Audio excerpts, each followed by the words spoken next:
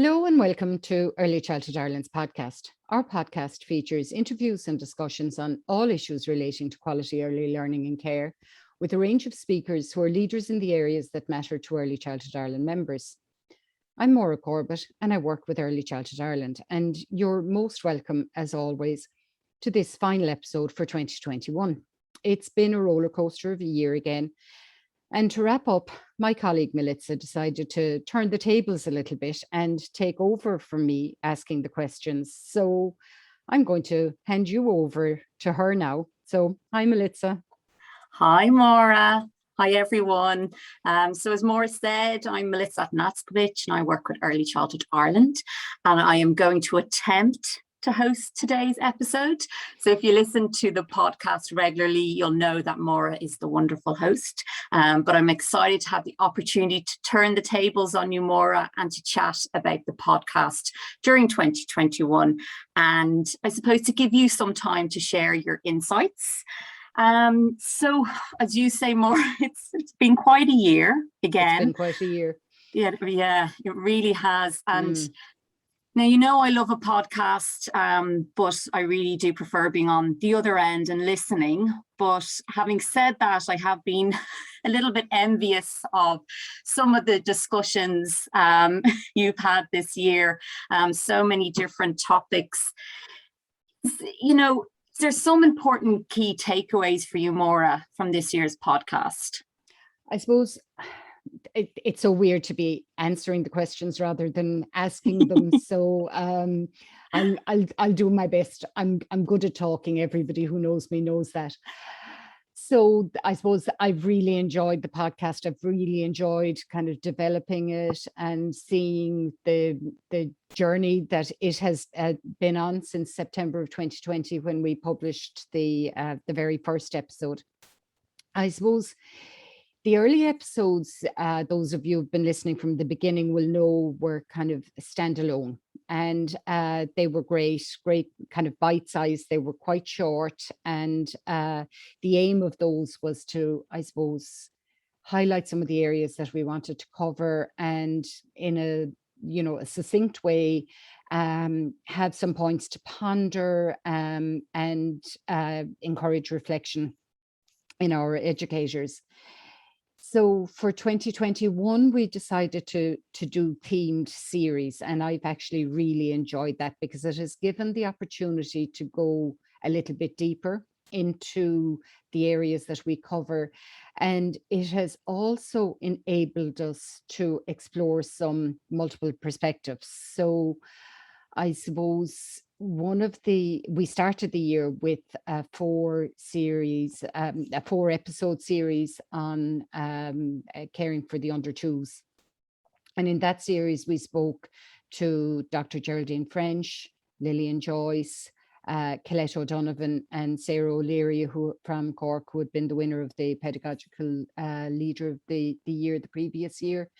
And hearing those perspectives from people who lecture in the area, who have done a lot of research, a lot of thinking, and that idea of the slow relational pedagogy, that really resonates with me, because I think with us as an organization, because I think we all know that babies and toddlers need to be slow. They need time to explore, they need time to figure things out, they need time to ask their own questions, they need time to be cuddled and spoken with and played with and giggle with, and nappy changing shouldn't be the conveyor belt. And hearing Colette talking about the importance of those caring, loving interactions, and Lillian about the environment. And then I thought Sarah stitched it all together really well with, and this is how you can do this in practice. And that's something that really matters to me, is that it isn't a research podcast. It's a practical podcast that I hope that enables us to kind of take the best from the research and then apply it, so children experience the benefits of all of that research. And I think we saw that the other series that kind of stands out for me was when we talked to some of the the winners of last year's awards. Some of you will remember Audrey Fagan's absolutely gorgeous but so simple learning story about two children in her setting who were, one was nonverbal and the other didn't have a lot of English yet. And to see, she called it more than words, talking to her was just so beautiful to see. And that it was the slowness again there enabled Audrey to see these children interacting. And then Rebecca Kelly talking about how she managed partnership with parents in the middle of a pandemic. Oh, Rebecca. I always remember Rebecca because she's so passionate, you know, and just the love and the passion and just the importance of the relationship with the parents. Oh, it just oozed through that podcast. I really remember that one. And it's one of the things I've often said. I said so often when I'm talking to the educators for the podcast.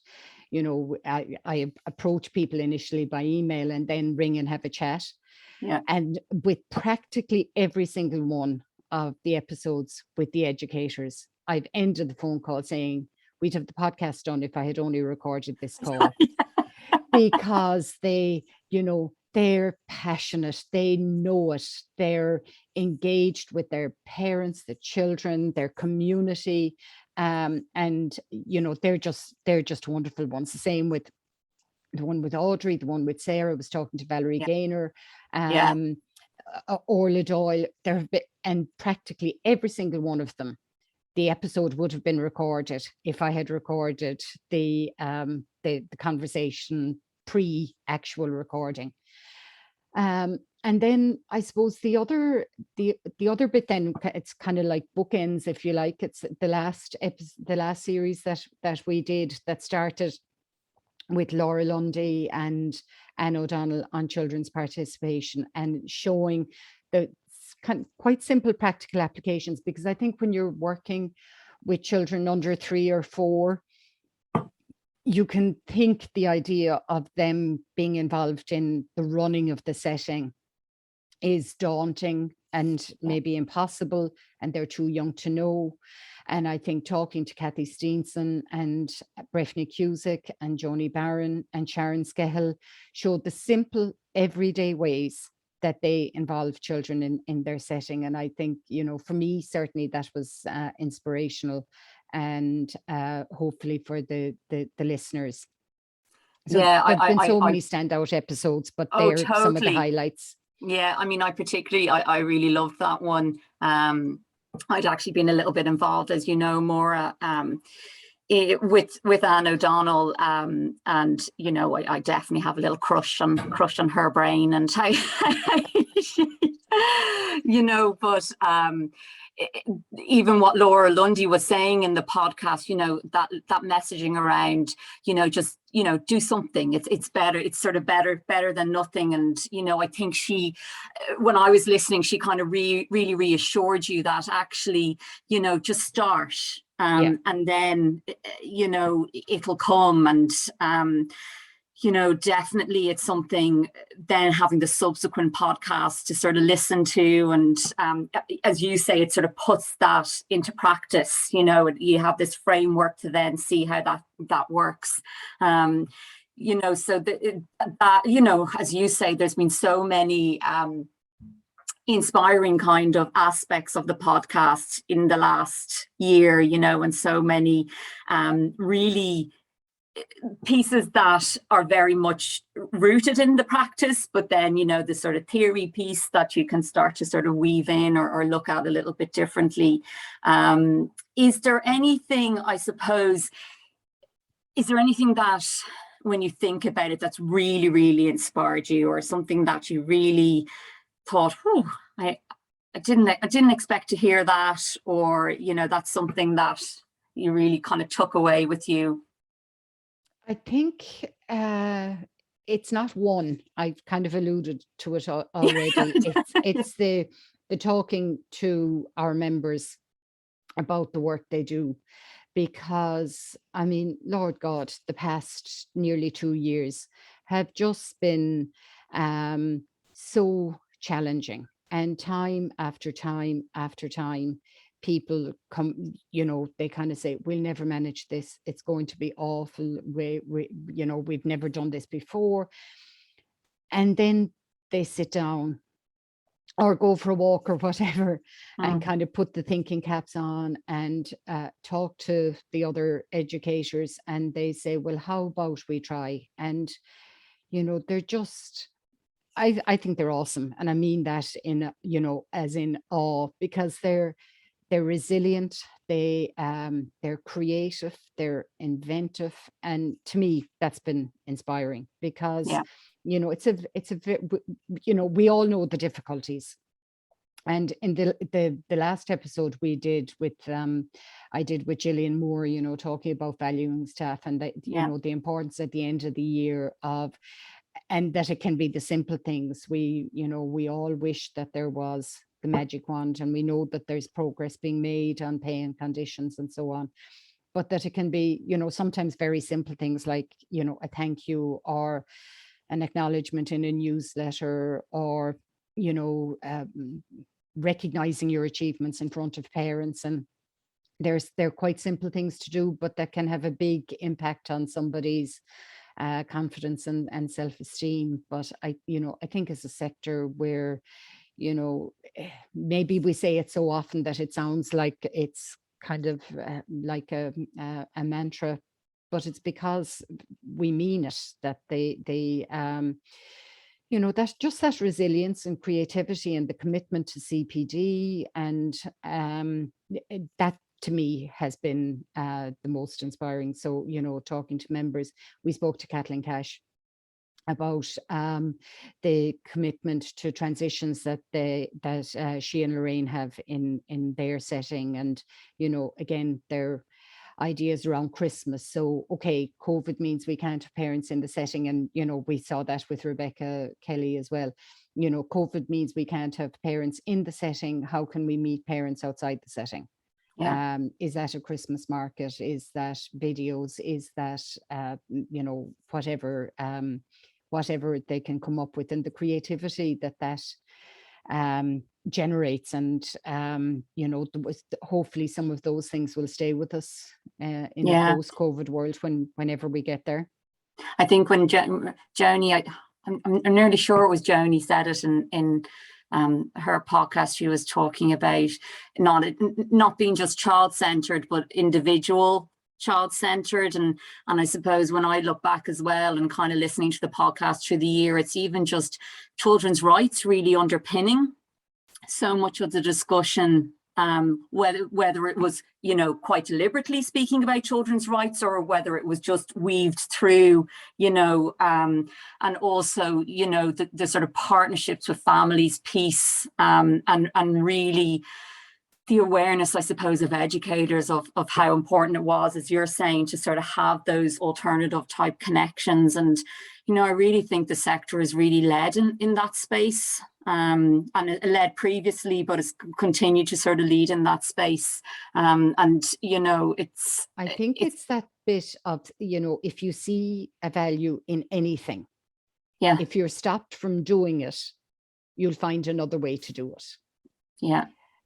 So, if you see a value in outdoors, for example, and the weather stops you, you find another way. You create covered spaces, you create the transitional spaces. If parents aren't able to come into settings because of COVID, well then, how are we going to create those partnerships in another way? If we value transitions, and we can't do that by having the local teacher visiting the preschool, or the preschool can't go to visit the junior infant classroom, well then how are we going to do that another way? And I suppose that's a key thing for me, is seeing the value in whatever it is we hold dear, and then finding other ways of doing that if there's an obstacle put in our path. And heaven knows COVID has been such an obstacle, but it has also generated amazing creativity of thought. Yeah, absolutely. it's that living your philosophy, living your philosophy, Exactly. no matter That's, what barriers are putting it are well. thrown at you. So Mm. Máire, what lies ahead? What does 2022 planning look like for the podcast? Well, you'd want to see my desk at the moment. There are all kinds of post-it notes and jottings about thoughts and thinking. So, and I mean, there were many plans we didn't get to in 2021, so we'll carry those forward. There's nothing set in stone yet for 2022 beyond that. The podcast will continue. Yeah. And we're always open to any suggestions that our members have around speakers or topics or areas that you'd like to see covered. So, feel absolutely free to contact us at any time or comment on our posts on social media or email us or whatever. We want the podcast to be as relevant and as meeting members' needs as it possibly can be. Well, Máire, I just want to take this opportunity to thank you for hosting such insightful and wonderful podcasts in 2021. I think podcasts are just such a wonderful way to, absorb some learning on the go and to get you thinking. And they've definitely got me thinking, and I hope that they've also got the listeners thinking, and we'll have more listeners in 2022. So thanks so much, and looking forward to what happens in the future. And thank you, Millie, for being my guest stroke interrogator today. No, I've actually enjoyed. It's Máire. That was tongue in cheek, as you well know. I've actually enjoyed being on the other side of the mic, so to speak. And actually, who knows? In 2022, face-to-face podcasts might be possible. Even though I've said to people, I don't. We're just so used to recording these on Zoom.